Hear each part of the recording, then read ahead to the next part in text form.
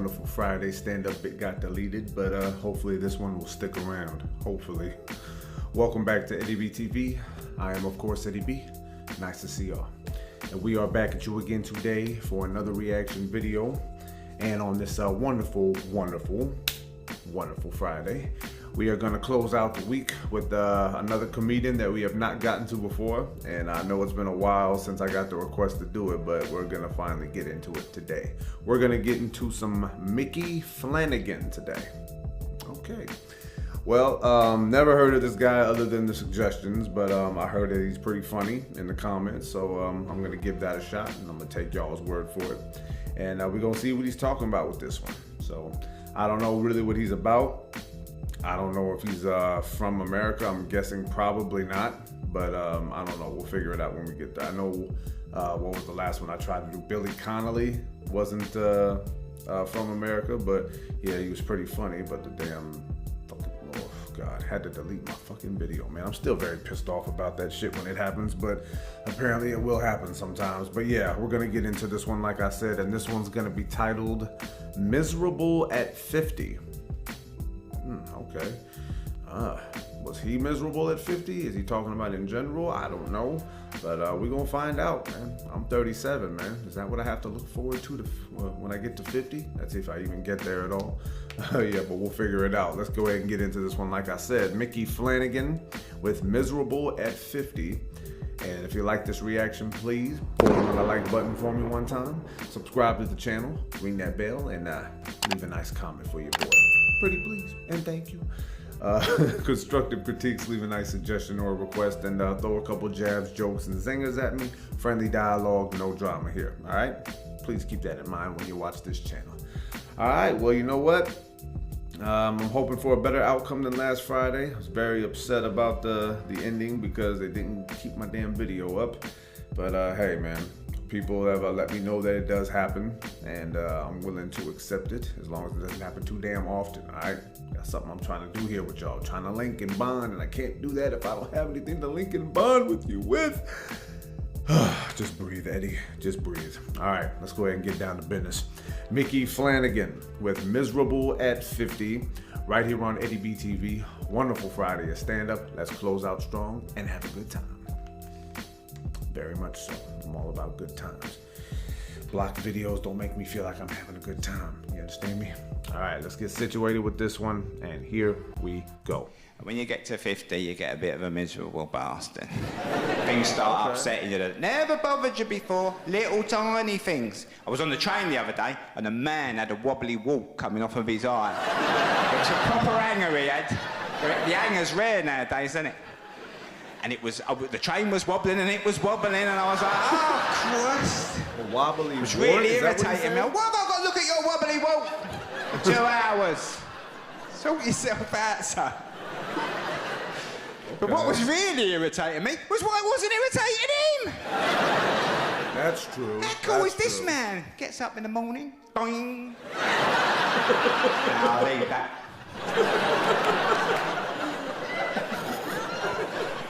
Because you get to a point in your life where you've only got a little bit of patience, and you've got to save that for the people you love and care about. Normally your children and your parents. Because they often have the capacity to talk quite a lot of bollocks. Bollocks. If you get them both together, it's a tough night. I took my little boy the other day, he's 7, to meet me dad, 82, down the Roman Road. Oh, it was a tough afternoon.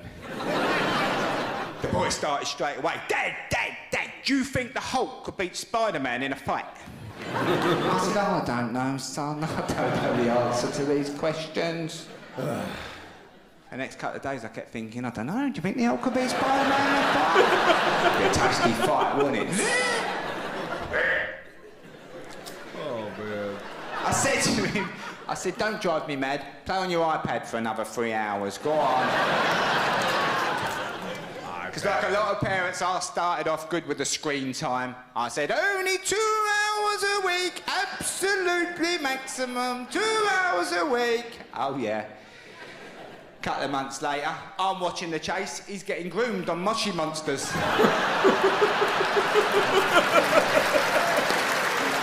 Oh, man. He flaked. Dad, I'm playing a geezer from Belgium. Yeah, that's nice, boy. He's 51. Oh, really? I bet he's good, isn't he? Wow. He wants to meet up, Dad. Yeah, just send him our postcode. He'll sort it out. Don't do that, Dad. Please And don't then my do dad it. starts. Now, my dad was evacuated during the war. You wouldn't know it. Ooh. Sometimes it's all 10 seconds before he crowbars it into the conversation. Oh, okay, one of those, huh? He said to me, when's the little boy going to start walking to school on his own then? I said, I don't know, Dad, it's dangerous out there. You've got loads of traffic, you've got 70s entertainers floating about everywhere. It's dangerous, isn't it? Damn, okay. I don't know why they don't just bring them all in. Action man. Cat Weasel, he can come in. That geezer who used to get up in the night for the lemonade. I'm a secret journalist. I see you doing creeping about in the middle of the night.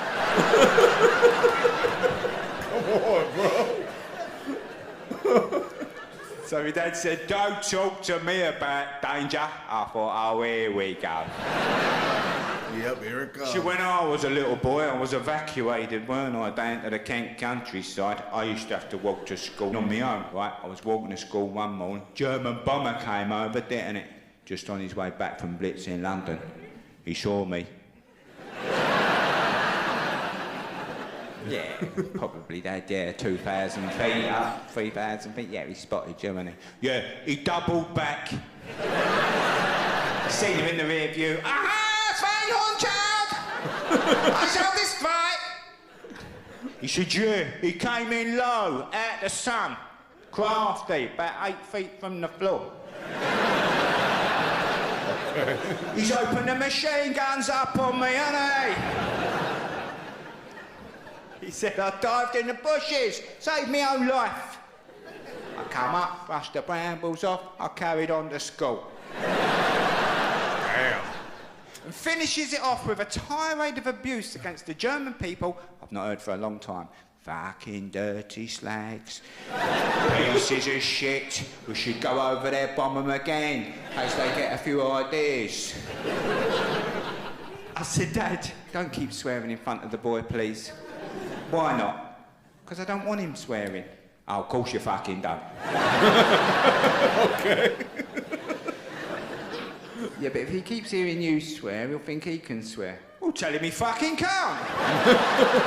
Don't dig me out. Okay.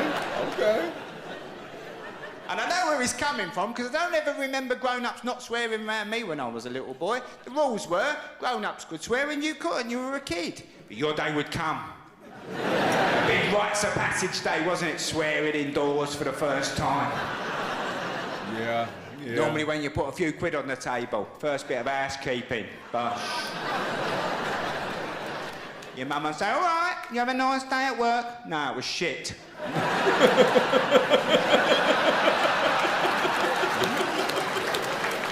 Yeah. Why was it so hard?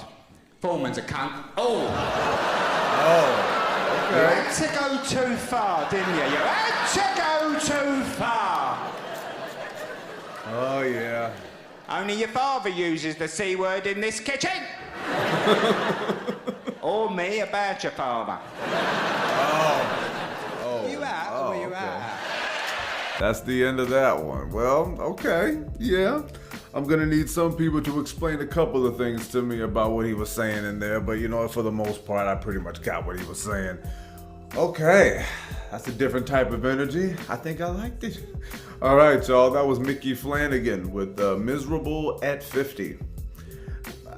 I'm not gonna get into the specifics like what he said, I'll just make an example. Like, there's things about people that we notice on them and we think to ourselves that, man, how come that's not annoying them like it's annoying us? It's like, well, one, because it's on them and they're used to it, and they gotta deal with things unless they go to the doctor and get snipped off in a safe way. So let's just shut the hell up about that one.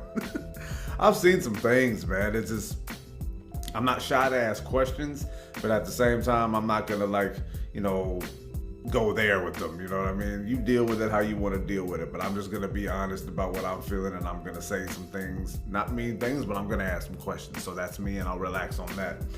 But yeah, man, like I think that it comes with age in certain ways for certain people about not being so tolerant. He said, well, you know, when you get to 50, you turn into a pretty miserable person.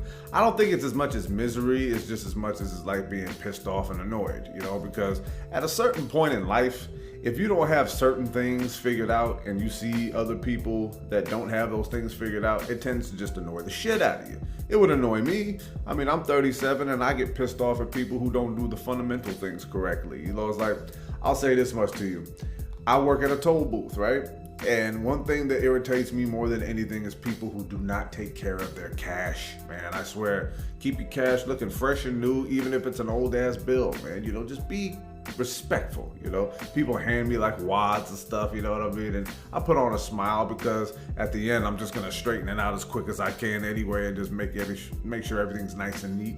Maybe it's the OCD in me. I'm not diagnosed, so, you know, don't nobody thinking I'm a hypochondriac or nothing like that. But you know, things annoy people, you know, and like certain things that don't get done that are considered to be fundamental norms, if they're not being done in a way, not correct by my standards, just have a plan of your own, you know what I mean? Have a strategy, have a way of doing things that involves keeping things nice, neat, and tidy.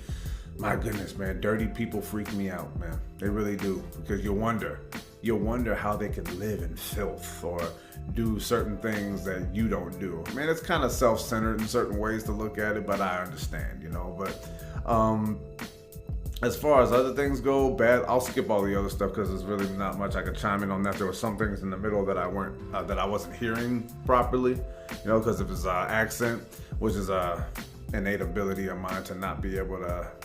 Well, actually, an innate ability or my inability to hear accents some of the time. Yeah, I know. Some words I don't mean. Some words I don't know how to say, you know. So, yeah, call me stupid if you want to. I don't mind. One of those little few jabs, jokes, and zingers, you know what I mean? But being able to cuss, man. When I first started cussing, I was very, very young. You know what I mean? I was under 10 years old when I started, you know. But maybe I think I was probably like 4 or 5 years old. But I think that the way that my upbringing was, it pretty much let you know very, very easily and quickly that there were certain people that you couldn't cuss around. And if you did cuss around in front of those people, they're liable to smack the shit out you. Or just like tell your pops, and then, you know, my pops would whoop the shit out of me. But yeah, man, cussing, I think, is like one of the more normal things about life. I remember once I saw this video, and I don't know if I said this before or not, you know, I made a lot of videos, so there was this little video with Tupac Shakur in it where he was talking to a group of older black people, and it was a speech he was giving. He was talking about all the negatives that go on in the ghettos of America and all that kind of stuff, and what his idea was, what his ideas were on how to change it, and his little feelings and his anger about it. And in the middle of some of that speech, he was using some cuss words, right? And I guess somewhere towards the end, towards the end, he was just like, say he said something and he said fuck in some way. I don't remember how, I gotta watch it again, but he said something about, hey, you gonna do this and go the fuck somewhere or whatever. And then some lady was next to him saying, please watch your language or something like that. And then if I remember right, he said, I'm sorry, okay? I'm sorry, but check this out. You can't be no more offended by my cursing than was really going on. And that struck a nerve in me, right? Because it's like, a lot of people, man, will get mad at language, but they won't get mad at events, like, you know, really horrible things that happen. It's like, when you have an emotion that comes from an angry place, what do you think you're going to be saying on an everyday basis? You're going to be going like, oh, H-E double toothpicks or something like that, or golly gosh darn. I'm going to be like, motherfucker, man, son of a bitch, stupid, kiss-ass piece of shit. You're going to say things from an angry place, and those words kind of fit the bill in many ways. I mean, for me, I say things to people like that when I'm happy. It just comes out a little different, like, oh, this motherfucker, what's up, man? You know, it's just, you just gotta find what the right crowd is, you know? There's a lot of stuck up, you know, stick in their ass people that just really think there's only one way to do things. And it comes out, they're boring people, lifeless, you know, ain't got no soul in them, always just trying to be the good guy and do the right thing type of shit. Sometimes the right thing is not the right thing. Sometimes the responsible thing isn't the most fun thing. That's evident in how we live everyday life. But cussing for me was always fun because it allowed me to get real feelings out instead of just bottling them up and just using words and sentences that I didn't really want to say. And it almost made me feel worse about what was going on, that I was talking about. But yeah, man, very good clip from Micky Flanagan. I think he broke down a couple of things that I think we all feel.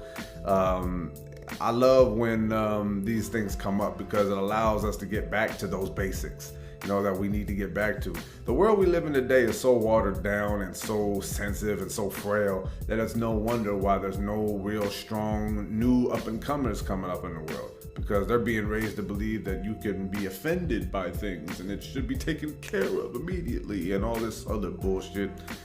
Ah, man, just a crazy thing. There's a lot of crazy conservative ideals and crazy liberal ideals, and then they're all mixed up into a whole melting pot of ignorance and confusion. What the hell can I say? It's America, isn't it? But yeah, very good clip from Micky, and I'm gonna go ahead and cut it off right there. One more time, Micky Flanagan with Miserable at 50. And if you liked it, sorry, oh my goodness. Yeah, I'm stuttering already. Too much juice. Remember that Jamie Foxx special? He was talking about too much juice in their throat. You know what I mean? I think I had a little bit of that just now.